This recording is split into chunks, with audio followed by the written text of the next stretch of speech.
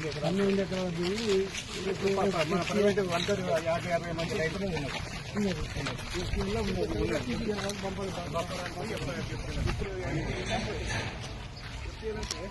బొప్పడి చూడండి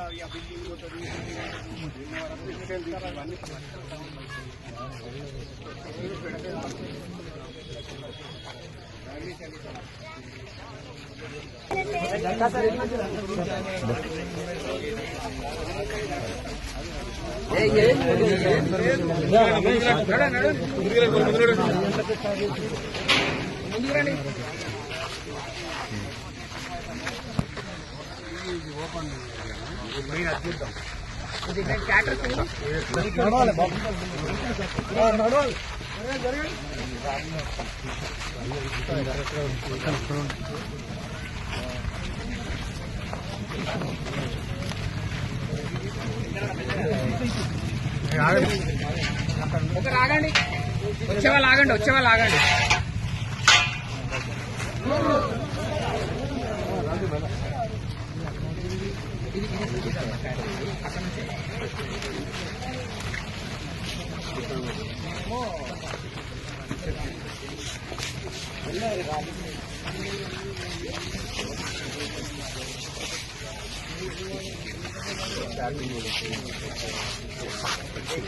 flexi board sir, printing process బాగా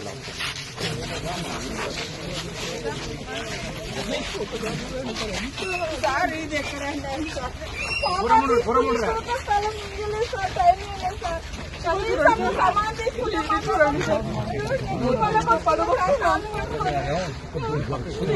పట్టుకున్నా సార్ కాళ్ళు అసలు 2 ఏళ్ళు కూడా కాలేదు సార్ కట్టి కట్టలేదు.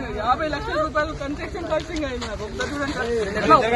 వచ్చే ఐటమ్ ఒక్కటి కూడా పనికి రాకుండా చేయాలి. అది కూడా ఒక్కటి ఒక మెటీరియల్ సార్ మా కోడలు ప్రెగ్నెంట్ సార్,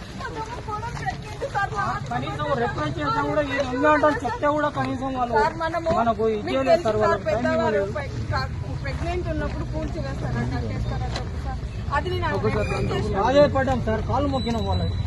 కనీసం మాకు ఒక రోజు టైం ఇస్తే మేమే డిస్మెంటల్ చేస్తామని మేము ఒక శిక్ష విధించాలంటే కూడా మరణ శిక్ష విధించడంలో కూడా టైం ఇస్తారు. చివరి కోరిక ఏంటంటే కూడా అడిగిస్తారు. ఇంత దౌర్గా పట్ట పగులు మర్డర్ చేసినట్టు చేసింది సార్. ఒక్క ఐటమ్ కూడా యూజ్ అయ్యేటట్టు చేశారు చూడండి సార్. ప్రైవేట్ వాళ్ళతో అప్పు చేసుకొని ఒక్కటే ఒక్క ఐటమ్ యూజ్ కాకుండా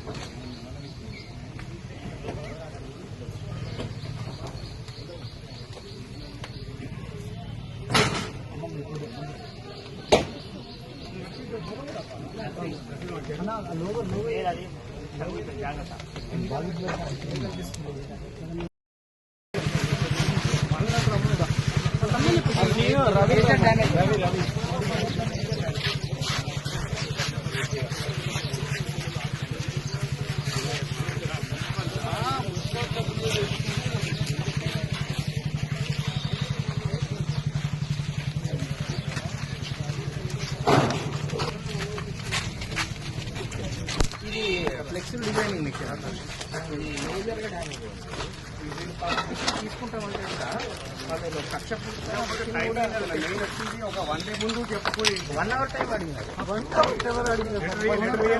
లెటర్ కూడా ఇవ్వలేదు, చూపించలేదు. ఓనర్లకు నాకు చెప్పాలి ఏం లేదు సార్. 1 అవర్ కొద్దిగా ఇవ్వండి సార్. అంత మొత్తం పార్టిసిపేట్ చేస్తున్నారు ఇక్కడ తీసుకెళ్ళి ముందు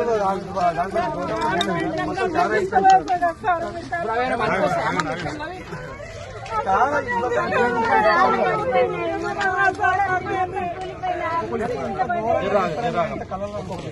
చాలా ఇష్టం దౌర్జన్యం చేస్తారని అయితే అనుకో. ఇలాంటి ప్రభుత్వం నేను ఎప్పుడు చూడలేదు సార్. నేను దాహు వచ్చిన కానీ నేను వచ్చిన కానీ ఇంత కాదు ఇంకా 30 సంవత్సరాలు అవుతుంది.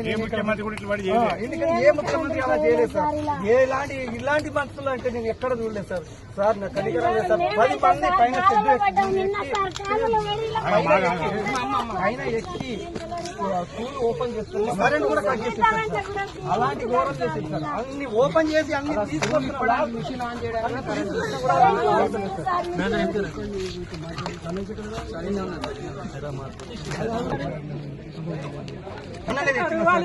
నలభై ఏడు లక్షల మిషన్ యూవీ ప్రింటింగ్ మిషన్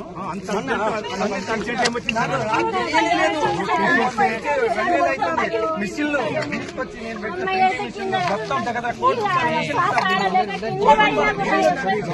దౌర్జన్యం వచ్చేది నీళ్ళు వచ్చేదా టైం ఇస్తే తీసుకుంటే అయిపోయారు కదా ఒక్క రోజు కాదు గంట ఒక్క గంట మా బీసీని మేము తీసుకోవడానికి కూడా ఈ టైం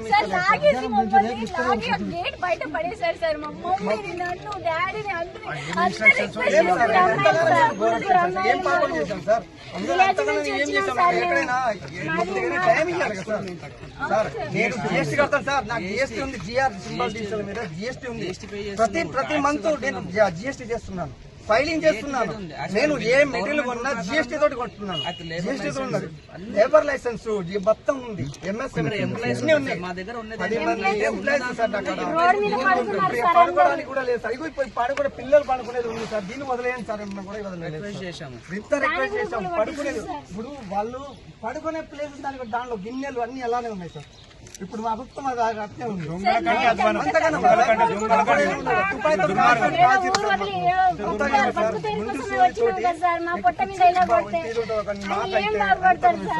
అంత ఘోరంగా చేయడం అది ఎంతవరకు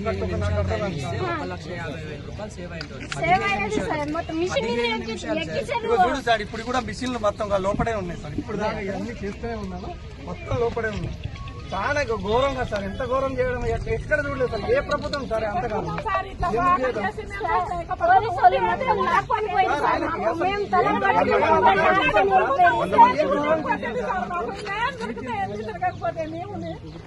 మీరు ఏదో న్యాయం చేయాలి సార్ మాకు కొంచెం సార్ హాస్పిటల్ ఎత్తుకెళ్ళి నాకు ఒక ఇద్దరు చెల్లెలు ఒక తమ్ముడు మమ్మల్ని నలుగురిని సాదుకుంటూ ఇంతమంది ఎంప్లాయీస్ కి ఎంప్లాయ్మెంట్ ఇచ్చి ఏం లాభం సార్ మాకు చిన్న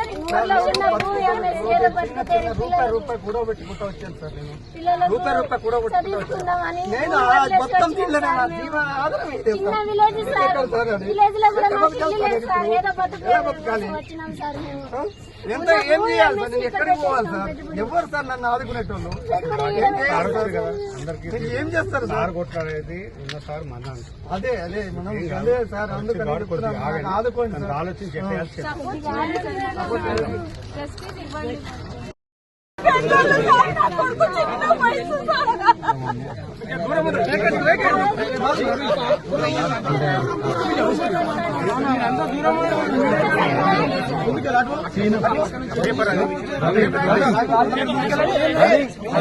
రాసిచ్చింది ఏదుంది